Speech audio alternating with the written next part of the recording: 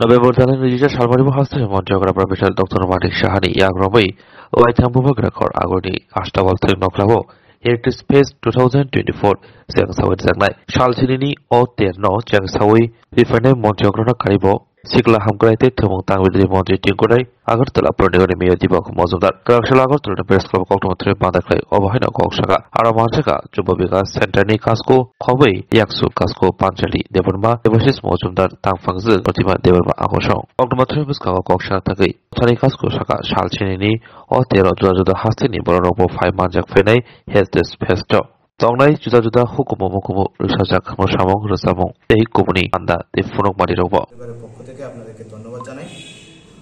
আপনারা জানেন যে রাজ্যের যে কোনো সময় যে কোনো আপদা হোক আর আনন্দের সময়ই হোক যুব বিকাশ কেন্দ্র সবসময় রাজ্যবাসীকে একটা নতুন দিশা দেখাতে চেষ্টা করে। তারই অঙ্গ হিসেবে আমরা 2022 সালে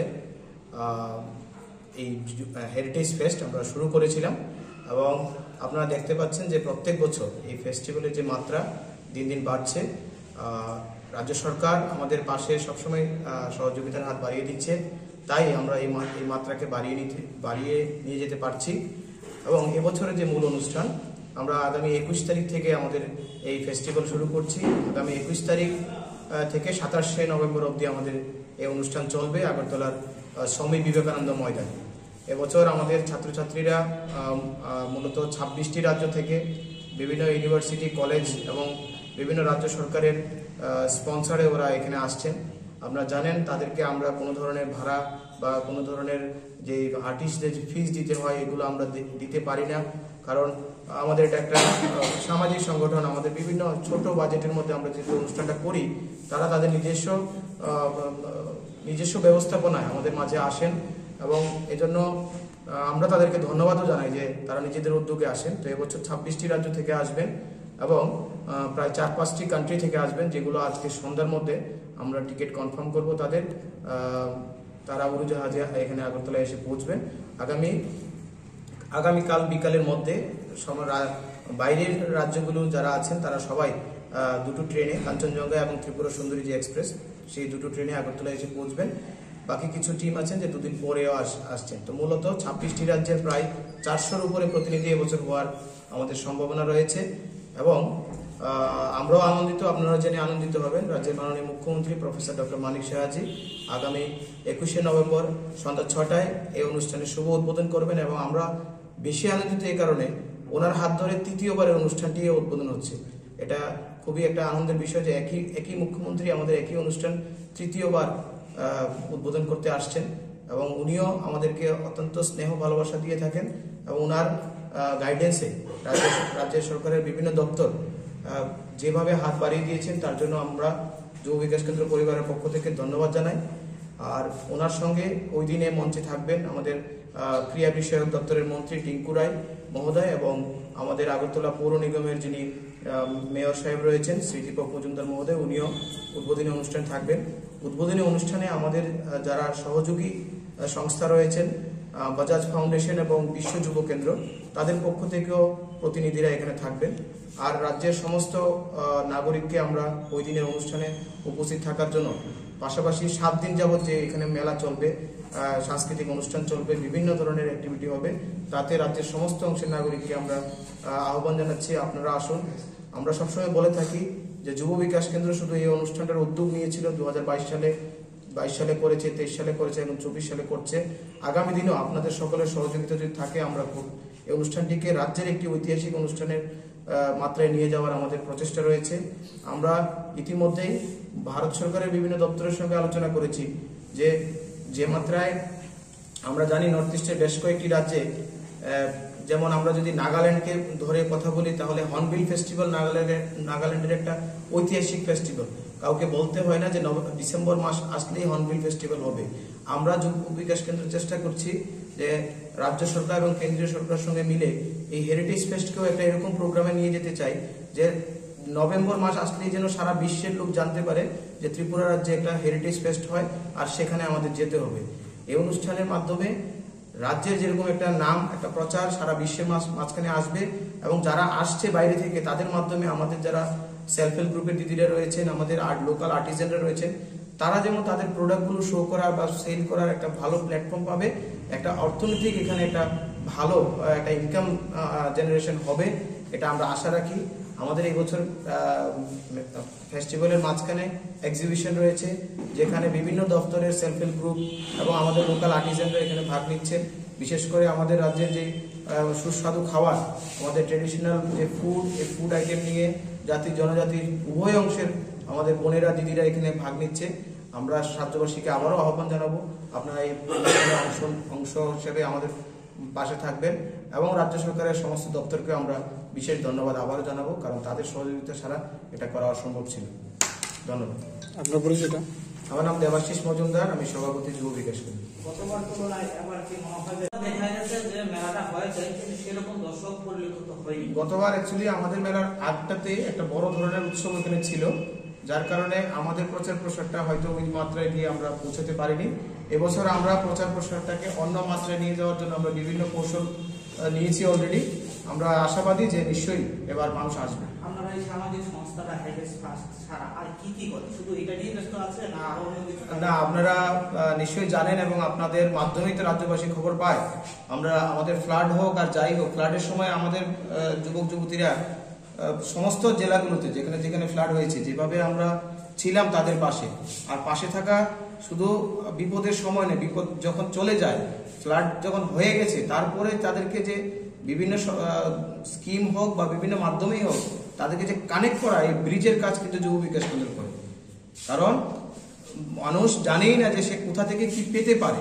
কারণ এই যে ফ্লাড আমরা দেখেছি, আমার বয়সে তো আমি প্রথম দেখেছি, ফ্লাড চলে যাওয়ার পরে মানুষের যে চিত্র ছিল, ঘরের বাসনটা পর্যন্ত নেই, তো তাদেরকে ফ্লাড চলে যাওয়ার পরে যে সহযোগিতা, এই হওয়ার সময় তো আমরা ছিলামই, এবং চলে যাওয়ার পরে আমাদের সংগঠন সম্পূর্ণরূপে, এবং এখনো আমরা কিন্তু ধরে নিতে পারি না যে এখনো স্বাভাবিক হয়েছে। ফ্লাড যেগুলো এলাকাতে হয়েছিল এখনো স্বাভাবিক হয়নি, এখনো তারা অনেকটা কষ্টে আছে। আমরা এখনো প্রচেষ্টায় আছি, বিভিন্ন ট্রেনিং, বিভিন্ন সরকারি সহযোগিতা বা বিভিন্ন বাইরের যে সহযোগিতাগুলো আসে, এগুলোকে কিভাবে তাদের সঙ্গে জড়িয়ে দেওয়া যায়, তাদের জীবনটাকে কিভাবে আরো ডেভেলপ করা যায়, কারণ এটা সময় লাগবে।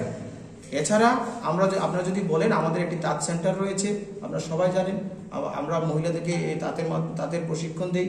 আমরা সারা বছর যে ট্রেনিংগুলো ধারাবাহিক চলে, এখানে মাশরুম ট্রেনিং চলে সিজন ওয়াইজ, আমাদের পিগ ফার্মিংয়ে আমরা ট্রেনিং করাই, প্লাস বিভিন্ন সহযোগিতায় আমরা চেষ্টা করি ডিস্ট্রিবিউট করার।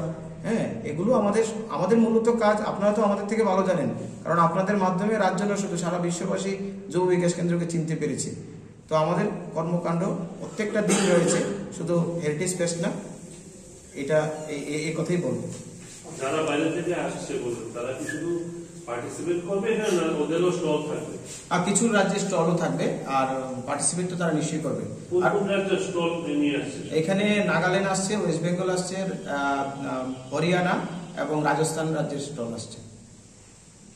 বাইরের কান্ট্রি কোনগুলি আসছে? বাইরের কান্ট্রিগুলো আমরা আজকে বিকেলের মধ্যে একটু কনফার্মেশন পাবো, তাদের টিকিটগুলো এখনো কনফার্ম হয়নি। ওরা অলরেডি দিল্লিতে আছে, কিছু চলে এসেছে, তো দিল্লি থেকে আগরতলার টিকিটটা আমরা এখনো বুক করিনি। আজকে যুব বিকাশ কেন্দ্রের আহ্বানে আপনারা যারা প্রিন্ট মিডিয়া এবং ইলেকট্রনিক মিডিয়ার বন্ধুরা যারা এখানে এসেছেন, আপনাদের সবাইকে ধন্যবাদ জানাই। আপনারা জানেন যে যুব বিকাশ কেন্দ্র ত্রিপুরা রাজ্যের একটি গান্ধীবাদী যুব সংগঠন। আমরা এই সামাজিক সংস্থার উদ্যোগে বিভিন্ন সময় বিভিন্ন অনুষ্ঠান করি।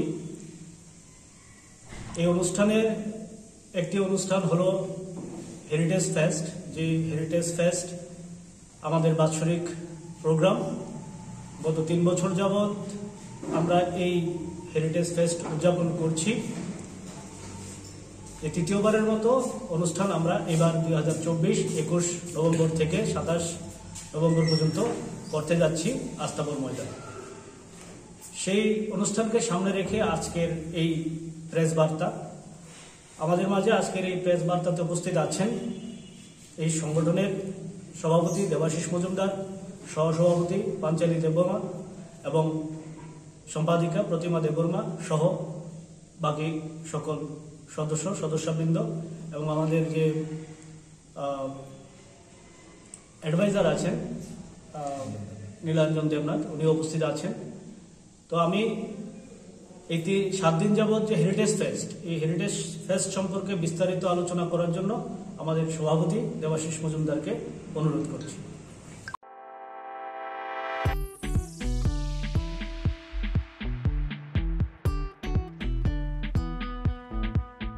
जुदा-जुदा बेमार manjagai hamimaya अंगी tongkha haida tawana sidi kaham shak nanyarok bai naikolja tei dulja clinic tabuk nini ani jotoni kanawono grengshauno kaham shakduk mangduk najagai bitongo Mohanam Mediclinic and Diagnostic Center oro khunju bokong tei totorani bemuk nanya krung tongo MS ENT specialist head and neck surgeon Dr. Rakesh Tripura Bonokari Butongo, obstetrician and gynecologist, chest medicine, general surgeon, child specialist, consultant, neuro, psychiatrist, aksong.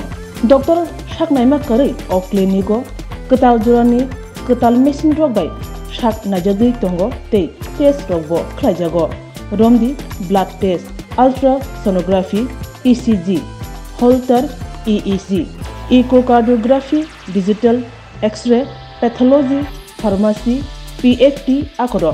Haike asekta lersidi faidi Mohanam Mediclinic and Diagnostic Center Nikuma Agartala Old Kalibari Road, Kodamtola, Krishnanagar, Kogdok 93-628-24100. Tikisa Kogdok number 857-582-7871.